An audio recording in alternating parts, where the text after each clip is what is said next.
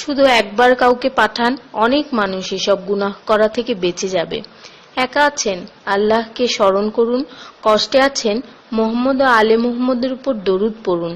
মন খারাপ থাকলে ইয়া হাইয়ু ইয়া কাইয়ুমও পড়ুন। টেনশনে থাকলে ইয়া রাহিমও পড়ুন।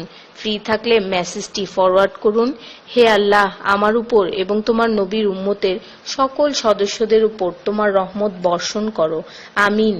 তথ্য: আপনি কি জানেন পবিত্র কোরআন শুনলে ক্যান্সার হয় না?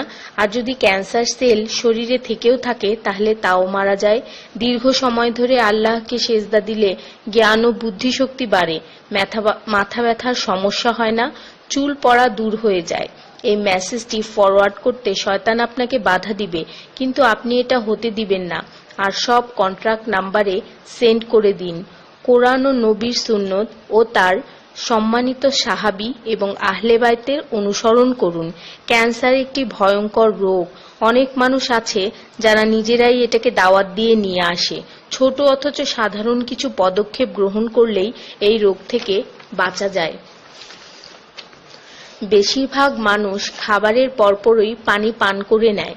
খাবারের পর পানি পান করলে রক্তে বিদ্যমান ক্যান্সারের জীবাণু থেকে তৈরি হওয়া ক্যান্সার সেলগুলোকে অক্সিজেন সরবরাহ করে।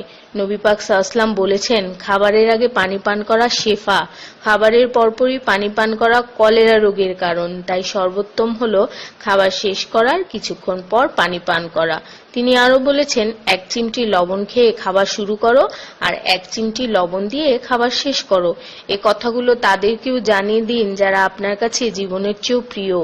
যদি কোনো ব্যক্তি ঘুমানোর সময় 21 বার বিসমিল্লাহির রহমানির রহিম পড়ে, আল্লাহ তখন ফেরেশতাদেরকে হুকুম দেন এই ব্যক্তির প্রতিটি নিঃশ্বাসের বদলে নেকি লেখা হোক।